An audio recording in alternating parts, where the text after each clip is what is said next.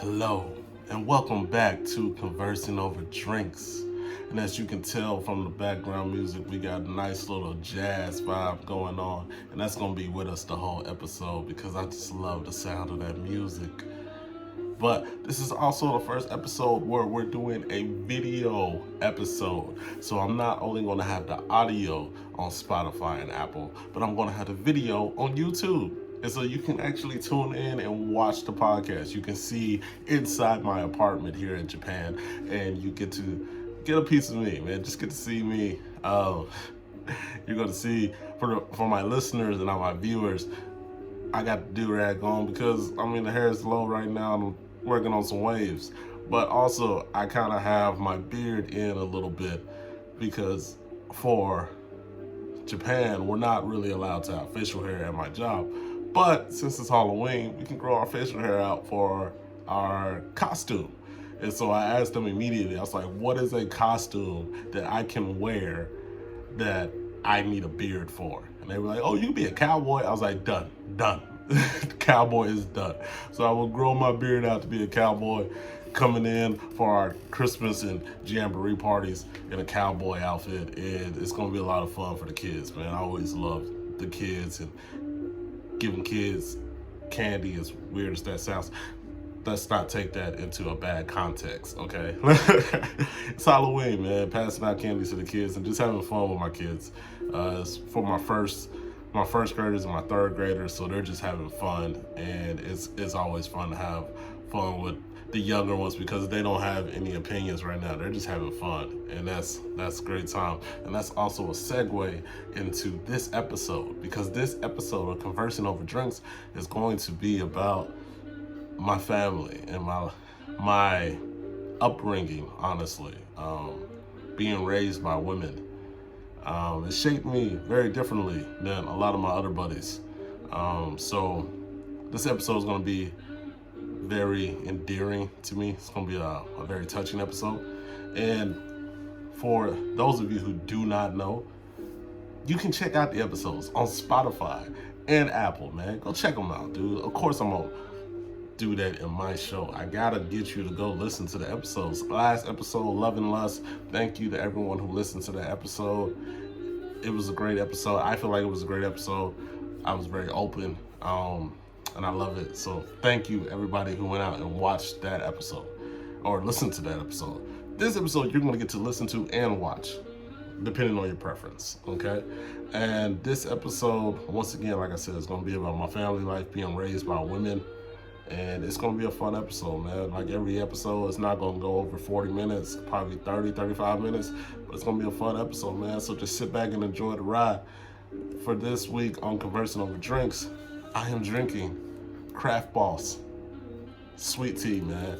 It's a sweet, fruity tea here in Japan. And it just combines a lot of fruits into tea. Like you got peach, you got orange, you got strawberry, apples, kiwi, cherries. It's a really good tea, and it soothes my congestion right now because I'm a little congested from getting over the flu. So it really helps out. So I enjoy my tea. So my drink today is Craft Boss fruit tea. Man, that's good. That is some good tea. But man, let's just get into the episode, man. Let's get into the episode. So, a little background about myself. In the last few years, I've come to terms with that I needed another source of help. I needed someone to vent to. So I started going to a therapist, and my therapist had me take a personality test. And my personality came back as INFJ. INFJ is one of the rarest personality traits in the world. Not very many people get this trait. It's a very confusing trait because you're a very confusing person. Like you're introverted and you find comfort in being alone or being with small crowds, but you know how to blend in into bigger crowds. You're very intuitive to other people's emotions. You're judgy, but not judgy in like a bad sense. Like you're judgy in point of morals. That's where you judge, and you're just constantly trying to make the world a better place. And you typically do things on your own a lot. And so when they described it to me, I was like, man, that's me to a T. But I became that because of my upbringing. I was raised by women. My mother had me when she got pregnant with me when she was 19. She had me when she was 20. Well, she was still 19 because her birthday is like 2 weeks after mine. So she turned 20 a couple weeks after I was born. For those of you who don't know, I'm a spitting image of my mother. Even back in my hometown, every time I go, they call me Baby, her name, because I look just like her. And they, ever since, I can come in with a beard. Like, my mom's 5'6", 5'7". I'm 6 foot 220, and I have a beard, and they still call me by her name. And it's hilarious to me because I'm like, why? But I look just like her. And it's weird because like her nor my dad can really deny me, because the older I got, I look just like my dad too. And so like neither one of them can say, nah, that's not my kid. Like, I look like both of them. It's annoying. But yeah, so the basics I know of the story is that my mom and dad met, they did some things, and I was born.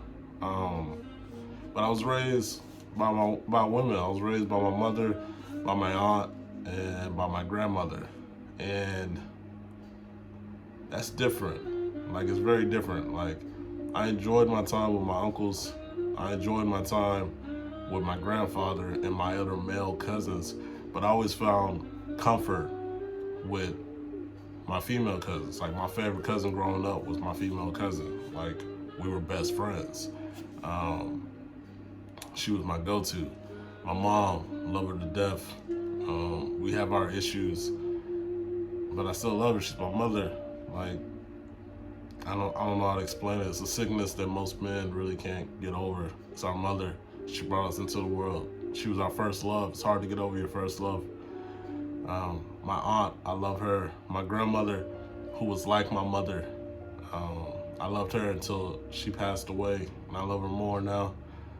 Like, I thank my grandmother every day for raising me the way she did, because she let me know from a young age, and that's the problem with some kids nowadays. She let me know from a young age, not everybody is going to care about your feelings, and they shouldn't.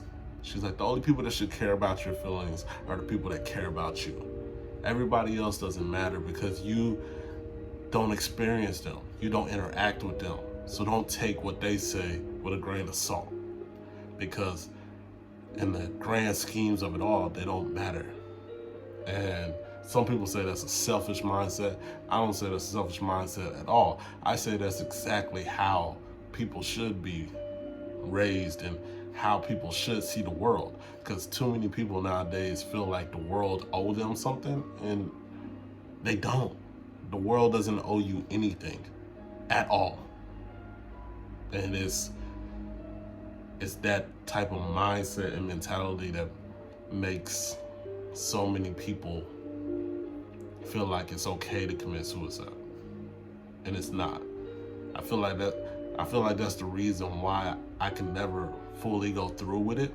It's because I was always hearing my grandmother's voice in my head telling me that that's selfish. Suicide is selfish because you're taking yourself from people who actually care about you because you're selfish. And I can never do it. I always had that thought in my head.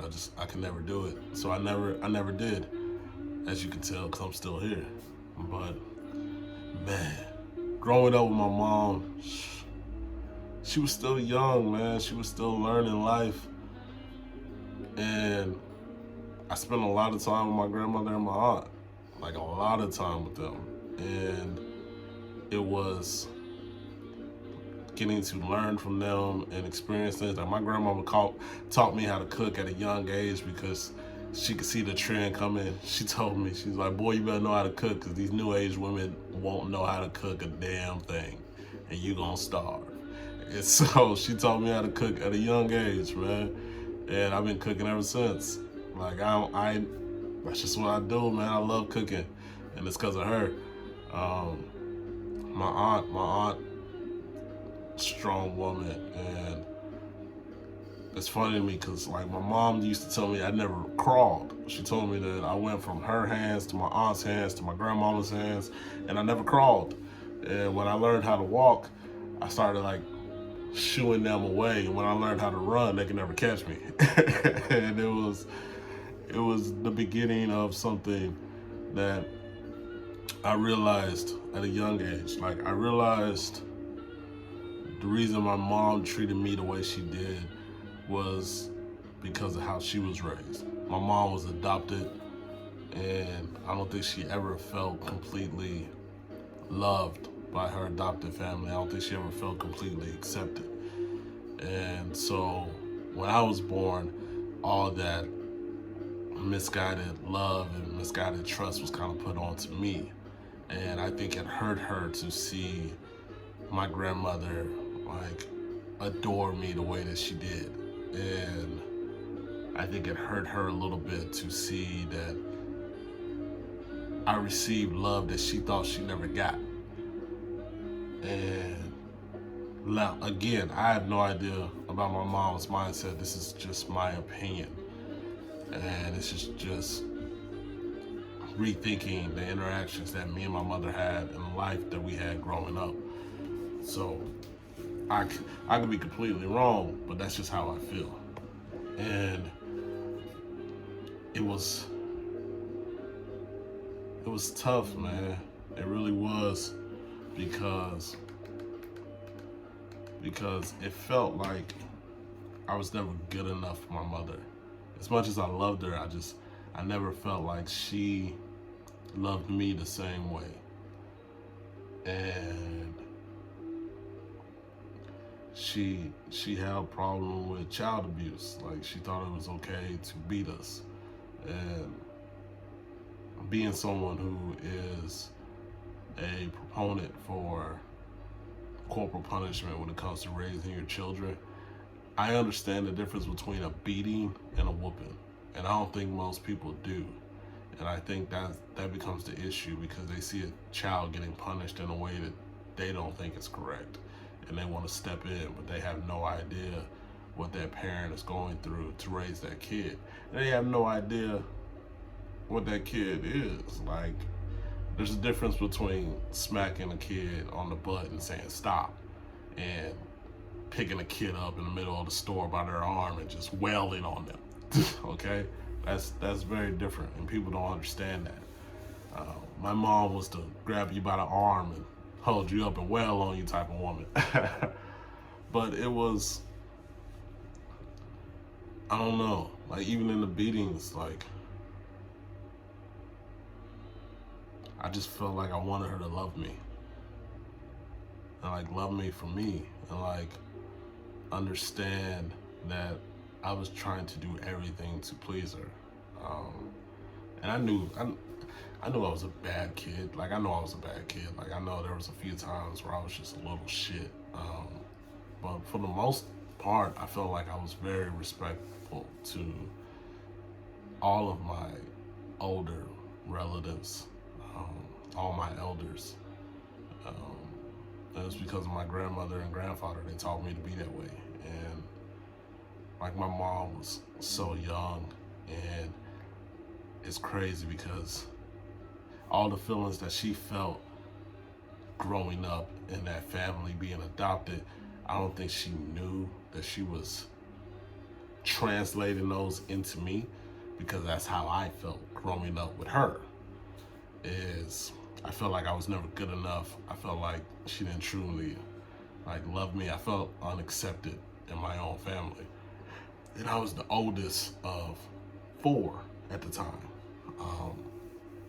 And it's weird because I told a few of my friends who had kids at a young age, I'm like, life is over. Like, like you got to grow up right now because you're growing up with that kid. Like the time that you would have had to grow up, you have to grow up with a child now because you had them at 18. Like you're growing up with that child now, so you need to grow up fast. Um, and that's how it was with my mom. I grew up with my mom. Like she was 19 years, 20 years older than me, so I grew up with her. Like she was still young, she was still learning life, she was still learning how to maneuver through life and how to be a mother. And it hurt me whenever my mother had another child because I got to just sit back and kind of watch her become a better and better and better mother. And it became envious because I was like, well, why didn't you have that patience with me? Or why didn't you have that love for me? Or why didn't you have that understanding for me? Like, why am I different? And that hurt because it was like I love my little brothers and sisters, but it felt like I was the outcast. I was the black sheep. And that was tough. That was tough to get past. And I remember telling my therapist that I spent my whole youth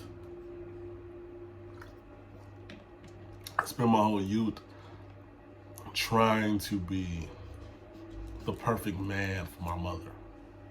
That's what I was trying to be. I was trying to be the perfect man for my mother because I saw how much she got hurt by other men. And I didn't want to hurt her. But at the end of the day, I think I ended up hurting her, causing her the most pain. Because I told my therapist the day that I felt like my inner child died and I stopped being this joyful, happy kid was when I was 10. I was 10. I was in the 6th grade. So I might have been 11. But it was one of those, 10 or 11. But I did what 6th graders do. 6th graders, they mess up, they get in trouble. And I didn't want to go home because I had been in trouble previously. And I didn't want to go home because I knew my mom was going to beat the hell out of me.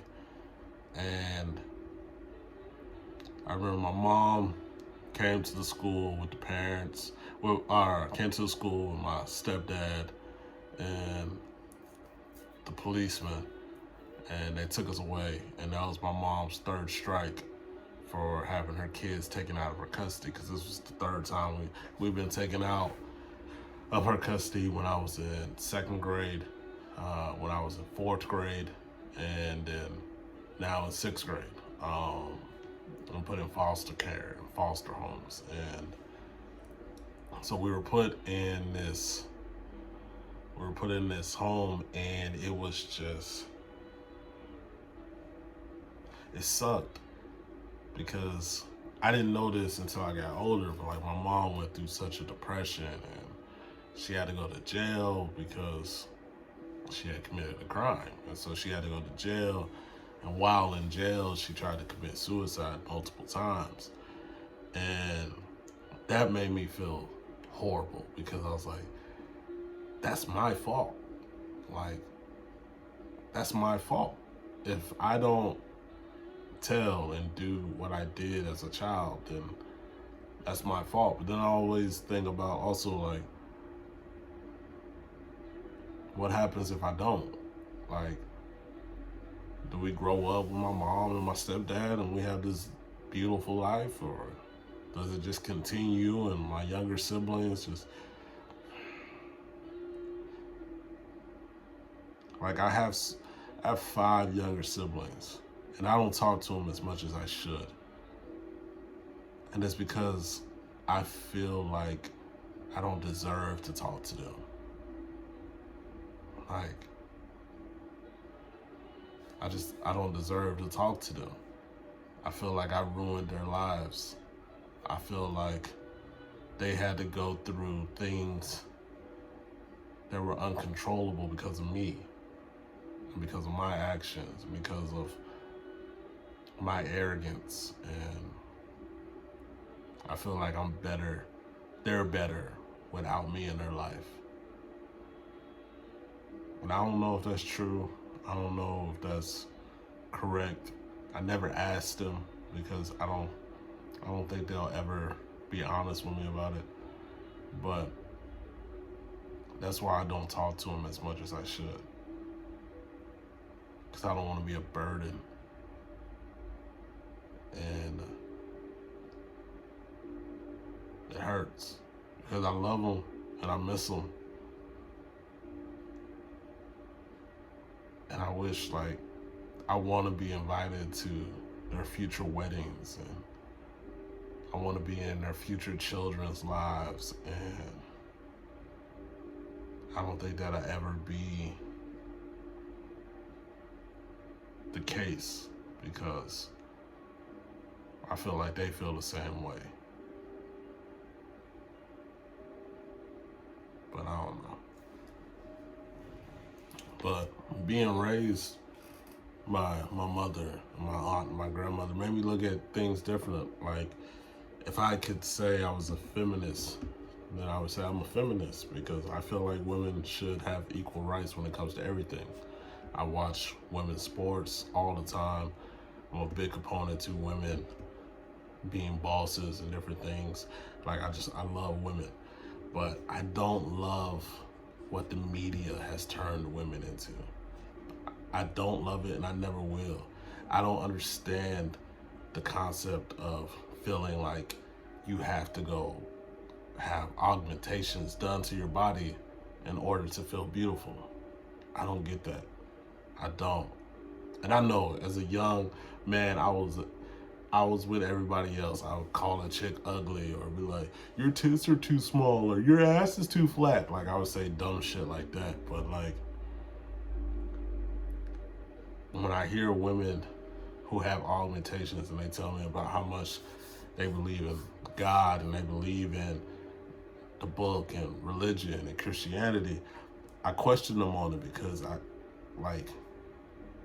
if they believed in that, then they wouldn't have got the augmentations to their body, because I feel like that is the biggest insult to God, because God made us in his image in the way that he sees us, and he loves us no matter what we do.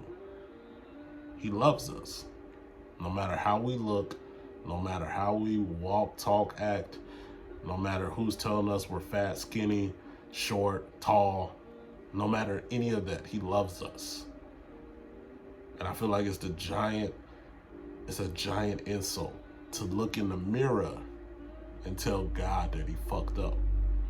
And be like, nah, God, like, my nose isn't the way it should be, you messed up there.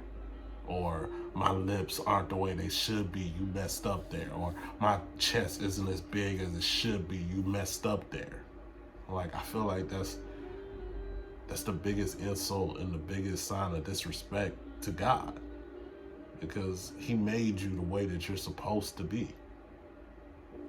And I hate the idea that it's okay for women to just exploit their bodies for gain, because there's going to always be men that will pay for it. And it's like, again, like as a kid, yeah, every young man grew up watching porn. Like, yeah, we watch porn. And yeah, we like nudes. And yeah, but it's like, I tell people all the time, I'm like, man, if a girl posts her nudes on the internet, like, I would never date her or wife her up, because men are territorial about that. Why? Like, we've always been told that why pay for the milk if the cow gives it away for free? Like, and so, like, why would we invest our time in a relationship with a girl who's just gonna go out and give it to someone else for free, who doesn't have to put in there the time we do? Why would we waste our time in that? Like, I see that on Twitter and TikTok and Facebook and Instagram all the time. I see all these chicks that are posting pictures of their body and posting nudes and posting all this, And then they talk about their boyfriend leaving them, and I'm like, what are you talking about? Like, 2 hours ago, you just posted your titties on TikTok, and now you're mad because your boyfriend left you? Like, what are you talking about? I don't think he wants the world to be able to look at your titties. I think he just wants that to be him and you. Like, I don't get it. And I wish more people in the media would stop with this fake narrative of beauty. Beauty is in the eye of the beholder. That is it. There is no clear definition of what beautiful should be. None. Everyone is beautiful. I quit calling people ugly 2 or 3 years ago because I felt like that was just so disrespectful and so mean to call someone ugly. Everyone is beautiful. Like, just because they're not beautiful in your eyes doesn't mean they're not beautiful in someone else's. And I wish more women heard that. I wish more women took that to heart and quit with the plastic surgeries and the Instagram filters and all these other things. It's just be natural. Just be the natural, beautiful woman that you are. And if that isn't good enough for somebody, then fuck them and find someone who does appreciate your natural beauty, because that is all that should matter. And it is growing up with women, that is something that I grew very fond of. I grew very fond of the natural look because my mother was very natural. My aunt was natural. My grandmother was natural. Yeah, they put tracks in their hair. Yeah, they had the weave and the wig sometimes. But like, that was when they went out. Like, and I didn't see that part. I was a kid. So I grew up to love the natural look because that's how I saw them on a regular basis, in a natural look. And so I love it. And I mean, even my taste in women, I love all women, but I would be lying if I didn't say I love me a girl with some thick thighs, man. I love them thick. I like a thick girl. I like a thick girl with a pretty face, man. Thick in the waist, cute in the face. That is my taste. That's what I like. And I mean, that's being raised by women, man. I didn't see no difference. I love them all, man. And I love the way that they raised me because they made me a very strong man. But I hate the way they raised me because they made me have so many trust issues with women. And so many, like, when people ask me why I'm single, I tell them it's because I'm picky as hell. Like, I'm so picky. And then I also always seem to pick girls that remind me of my mom. And once I figure that out, then I'm like, nah, I can't be with this. And my pickiness comes from probably being born in the wrong era, man. Like, I love the traditional woman. Like, I love the woman that's gonna allow me to, like, take care of her. But she can go get her own. Like, she got her own job, she got her own place, but she'll let me take care of her and spoil her and treat her correctly. But she also doesn't take advantage of it. Like, she loves the simple things, like cooking for her and doing things like that. And I'm not about this new age woman with all the material things. Like, I'm not really a material person, so I don't care about material things. And it's different. It's different, man. But I love the way that they raised me because they let my mind think differently. They let my mind see things differently. Do I feel like there's a lot of pain and a lot of heartache there? Yeah, man. So much. Like, there's not a day that goes by that I don't wish that I had the relationship with my mother where I could just pick up the phone and call her and be like, hey, what's up, Ma? How you doing? How was your day? I love you too, Mom. I love you so much. It's not a day I don't wish I could do that. Not a day. It's not a day I don't wish I could call my grandmama. Be like, hey, what's up, Grandma? You got that sweet potato pie for me? I miss you so much. Because I do. I miss my grandma so much. I miss her so much. She was my rock. She's what I leaned on. She gave me so much good advice, so many funny jokes, so many stories. I love her. I love her so much. And even though she passes away, I always talk about her in the present tense because I feel like she's always with me. She may not be here physically, but she's here with me spiritually every day. And I love her.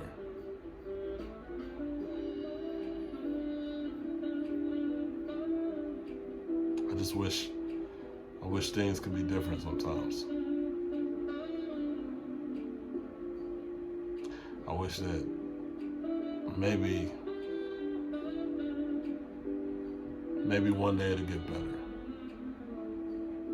Because at the end of the day, the dream for me has nothing to do with the perfect job.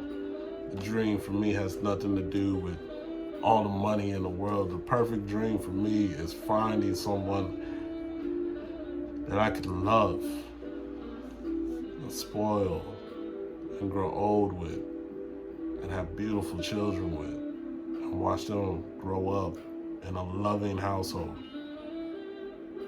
and see them grow into loving human beings who make a difference in the world and change the world and leave it better than I could ever leave it.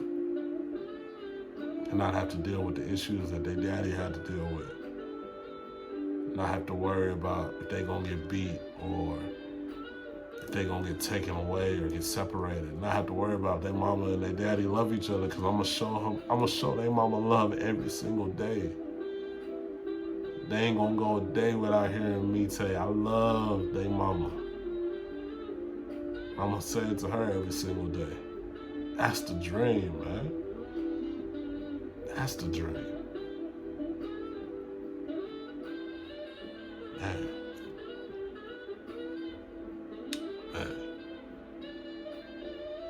I would like to thank y'all for tuning in to episode 3, Being Raised by Women, Conversing Over Drinks with your host, Cedric Turner. I pray that all you guys have a great day, great week, great end of the year, great holidays, everything, man. Just have a great life. Thank you so much for listening.